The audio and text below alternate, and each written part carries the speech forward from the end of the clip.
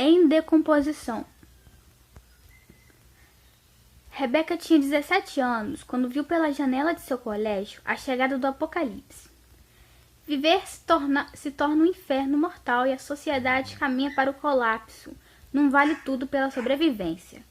Ela precisará atravessar uma cidade infestada por aberrações reanimadas, para proteger seus colegas e voltar para casa.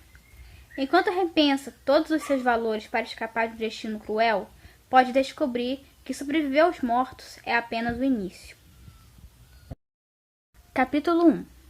Meu coração cavalgou novamente ao lembrar da necessidade de sair daquele lugar, como se a simples menção dessa ideia já evidenciasse a minha ruína. Ainda assim, fato era que em uma manhã eu já havia visto mais carnificina do que sequer seria capaz de figurar em meus pesadelos mais viscerais. E sobreviver àquele show de horrores para morrer de medo trancado em uma cabine de banheiro parecia ser a coisa menos digerível do meu dia. Pensei que, se fosse para morrer, que fosse de exaustão, tentando lutar contra esses monstros, ao invés de padecer como um rato assustado. Uma pena que esses pensamentos heróicos fossem inúteis para me motivar a deixar aquele banheiro fetido, em que eu estava trancada. A coragem é linda nos livros, mas na vida real ela pesa 1 tonelada e fede como a morte. Ouvi mais uma vez os gemidos e soube que eles estavam lá, como se alguma hora eu realmente tivesse sido capaz de esquecê-los. Também tinha um cadáver. Esses elementos me eram conhecidos porque eu ouviria o desenrolar da peça macabra que os originara, enquanto obrigava-me a ficar quieta, pressionando as mãos contra a boca para impedir meu desespero de se fazer presente. Antes de tudo começar a ir para o inferno, nós havíamos sido avisados, mas naturalmente ignoramos. A primeira vez que me lembro de ter escutado algo sobre o caso foi nas férias de verão. Sei que houveram outras notícias antes, mas não haviam atraído suficientemente minha atenção para sequer serem lembradas. Estava na sala de espera do posto de saúde, aguardando o término do atendimento de minha avó, com os olhos preguiçosamente pousados na televisão, acompanhando o jornal do almoço. Lembro de ter assistido despreocupadamente 15 minutos de notícias corriqueiras, até o anúncio feito por uma mulher de terninho e saia azul marinhos ter chamado a minha atenção. Tratava-se de um épécime completamente novo, que estava congelado pelo que acreditavam ser, no mínimo 2000 anos. Os pesquisadores responsáveis justificaram o repentino retorno à atividade do vírus, com a progressão do aquecimento global, responsável pelo derretimento das calotas polares.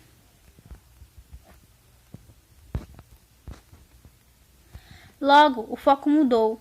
O homem de meia idade que dividia a tela com a apresentadora questionou sobre recentes boatos que começaram a se espalhar sobre a morte de cientistas responsáveis pelo caso.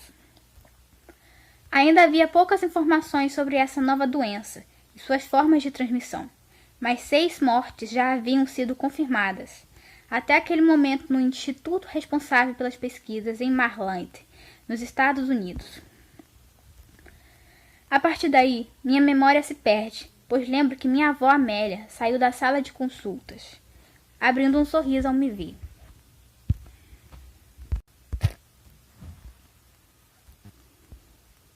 Era uma senhora de quase 70 anos.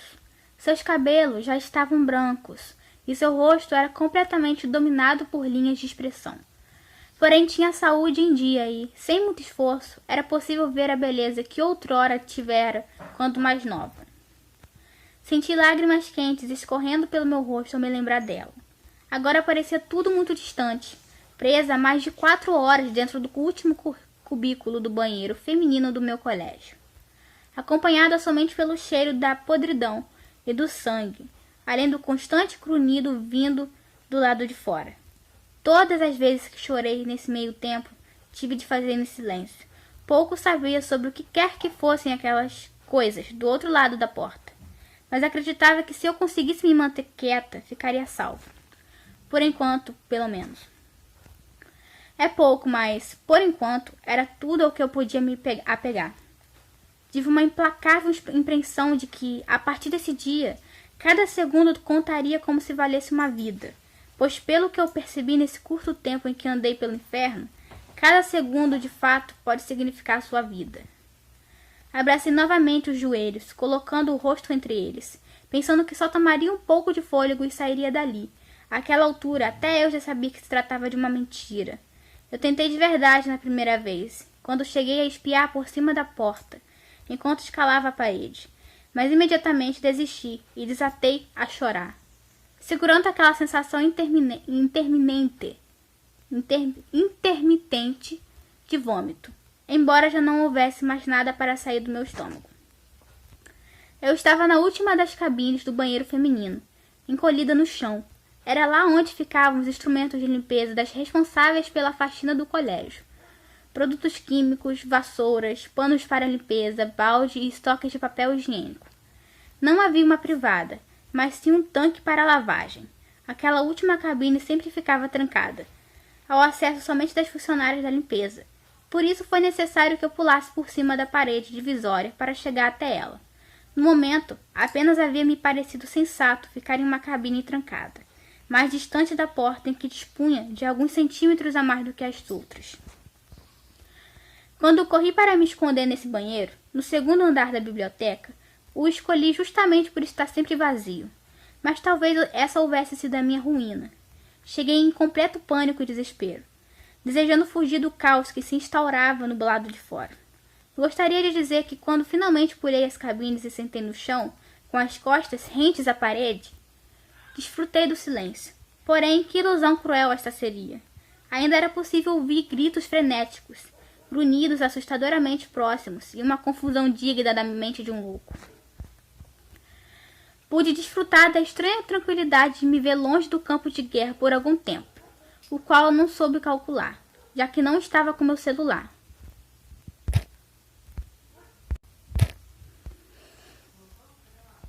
Posso dizer que quase consegui me acalmar completamente, rascunhando um plano tolo de tentar recuperar os meus pertences e sair do colégio pela parte de trás. Quando um estrondo congelou o meu coração e me levou novamente ao encontro do desespero. A porta principal do banheiro abriu e pares de passos adentraram, trazendo consigo vozes femininas assustadas. A biblioteca do colégio tinha 2 andares, sendo o segundo onde ficava a sala de informática e locais para palestras. Era pouco frequentado, por isso acreditei que seria bom para me esconder por um tempo. De fato, parecia ser, já que eu não fora a única que me interessei por ele. A porta foi fechada e comecei a ouvir o desespero se espalhar. Pude perceber que eram 3 garotas que me faziam companhia, porém apenas ouvia 2 vozes. A terceira só conseguia emitir gemidos e um choro abafado. Ouvi papéis sendo puxados e torneiras ligadas, enquanto uma das garotas, em prantos, fazia referências sobre aquela mordida e a febre da amiga que não parava de subir. Tinham as vozes nervosas e inquietas, mas demorou pouco para terem discrição e diminuírem o tom de conversa. Naquele momento, pensei em revelar que eu estava lá, mas hesitei com a menção da mordida. Eu sabia pouco sobre o que quer que estava acontecendo, mas tinha noção de que tinha a ver com aquele vírus que começara a invadir as notícias e os fóruns de discussão.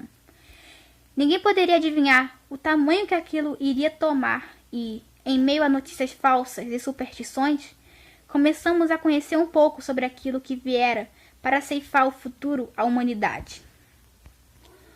Eu não queria pensar naquilo, afinal era ridículo. Parecia uma espécie de filme de terror, deturpado e estúpido. A diferença é que era real. Eu havia lido um pouco a respeito, algumas semanas antes de tentar impedir as discussões de se espalharem. O vírus era capaz de deixar as pessoas completamente violentas e irracionais. Fazia com que elas atacassem qualquer coisa, incluindo outras pessoas. Então aconteciam as mordidas, e assim se espalhava. Na verdade, o que diziam era que qualquer contato entre fluidos corporais era o suficiente para espalhar a doença, mas as mordidas acabaram ficando conhecidas. Mordidas. Trata-se de um eufemismo generoso para ataques brutais de canibalismo. Por minutos intermináveis, acompanhei em silêncio, as duas garotas conversando sobre o que deveriam fazer. Permanecer e esperar ou sair e buscar ajuda para a amiga. Àquela altura, já estava claro que qualquer coisa, qualquer interferência de minha parte, não serviria de nada além de denunciar o meu esconderijo. Eu queria voltar a ficar sozinha e me concentrar em meu plano mental de fuga. Não queria dividir aquele banheiro com mais ninguém, muito menos alguém que já fora atacado por alguma criatura e agora carregava consigo a doença. Além do que, cada segundo que se passava tornava ainda mais inconveniente a minha situação. Ouvindo escondida e sem demonstrar qualquer ajuda àquela cena macabra. Então, apenas permaneci quieta, esperando a gloriosa hora em que elas abandonariam aquele banheiro em busca de ajuda. Mas essa hora nunca chegou e agora eu estava ferrada. Logo a situação se tornou pior conforme, pelo que consegui entender, a garota mordida perdia a consciência e calava os seus tortuosos gemidos para sempre. As colegas, desesperadas, sacudiram-na e gritaram seu nome pelo que pareceram décadas. Ainda em meu completo torpor, um gosto amargo dominou a minha garganta, sinalizando a ânsia de vômito. Quais horrores não se passavam diante dos olhos daquelas garotas, sendo elas apenas estudantes tão comuns quanto eu. Que mundo blasfemo era aquele que as obrigava a segurar o corpo, com ou sem vida, de alguém tão jovem quanto elas próprias. Quando, por fim, calaram-se, o silêncio caiu sobre o banheiro e choramos juntas. Elas em prantos e eu, baixinho.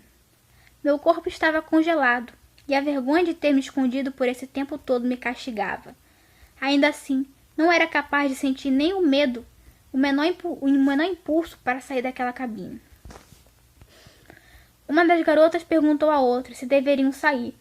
Ouviu uma negação, e o silêncio voltou a predominar. Isso resumiu as horas que se seguiram. Às vezes, uma das duas chorava, e outra dava algum tipo de consolo. Tentavam uma conversa, esboçavam planos de sair dali, mas logo o assunto morria em seus lábios. Assim como eu, temiam a inevitável hora em que se veriam obrigados a sair daquele banheiro. Uma hora tentaram forçar a porta da cabine em que eu me escondia, o que quase me levou ao infarto, mas logo desistiram. Quando finalmente a monotonia se interrompeu, foi apenas para iniciar nossos pesadelos. Um novo som chegou aos meus ouvidos, diferente de todos os outros. Uma espécie de rosnado profundo e gutural, que parecia invocar os próprios monstros para a terra. As garotas chamaram pelo nome da terceira novamente, Sarah, com as vozes chorosas.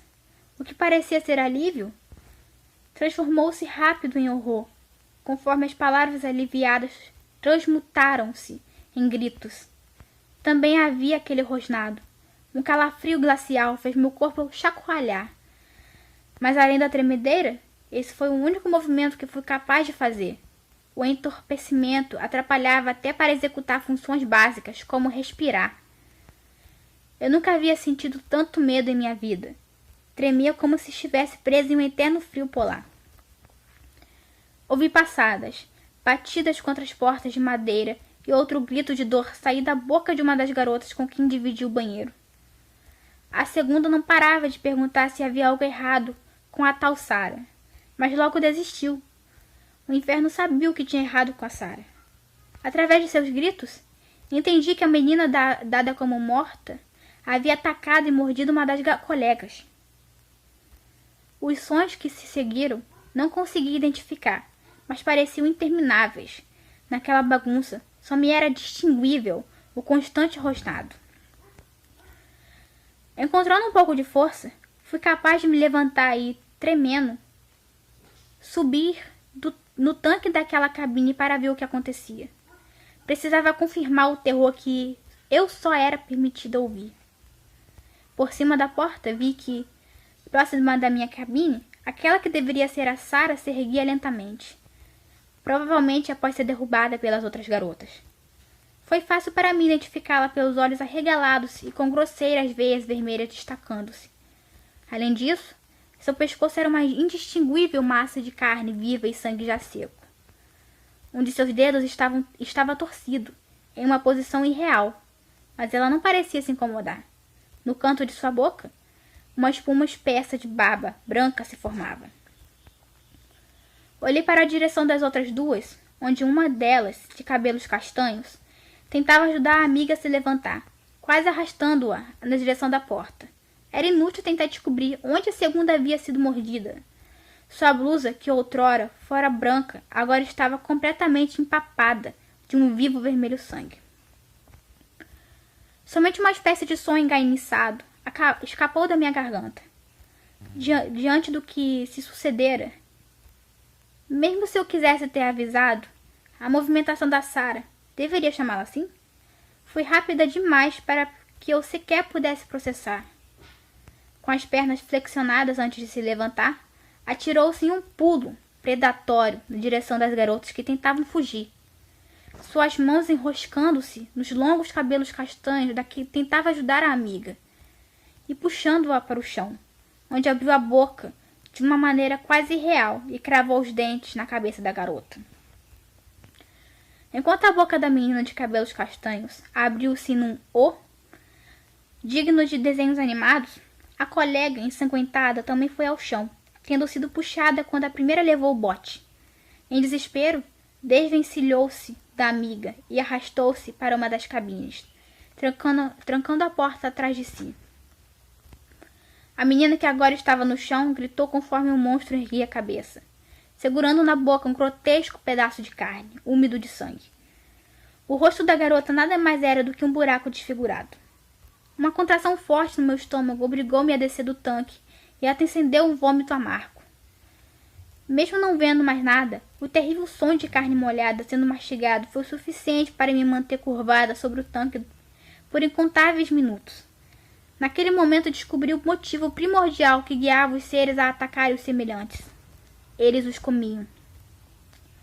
Com pesadas gotas de suor se formando em minha testa, liguei a torneira do tanque para limpar o rosto e os restos do meu café da manhã. Mas desliguei imediatamente. Eu não sabia se o meu pequeno ataque havia chamado a atenção, mas tudo indicava que a coisa ainda estava ocupada, comendo, com a garota que ficou para trás. Mesmo tendo lavado o rosto, as gotas de suor logo voltaram. Na verdade, escorriam por todo o meu corpo, criando uma incômoda sensação gélida. Meu corpo tremia em completo descontrole enquanto eu me ajoelhava, abaixando até o chão e ficando em posição fetal. Aquela cena grotesca se repetia em loop na minha mente, com o infectado arrancando um pedaço do rosto daquela garota com os dentes. Penso que eras haviam se desenrolado sobre a terra enquanto eu permanecia deitada, abraçada aos joelhos e tremendo. Acredito que cheguei muito perto de entrar em choque e nunca mais responder pelos meus atos. Aquela peça de horror se desenrolou bem ao meu lado e eu não fui capaz de fazer nada. Certamente, estar presa com aquele zumbi logo ao meu lado era a punição que Deus escolhera para mim pela minha omissão. Quando pensava que nem mesmo tentei ajudá-las, senti a sensação da bilha ardendo minha garganta novamente. A ideia de morrer ali era terrível quanto pensar em sair daquela cabine e encarar novamente aqueles olhos arregalados e vermelhos. A cada segundo que eu tentava esboçar um plano para me esgueirar para fora, meu corpo desatava a tremer como se fosse eletrocutado e meu coração batia tão forte que chegava a machucar. Tudo isso com a dissonância macabra daquele infindável grunhido desumano. Eu não queria sair daquele banheiro.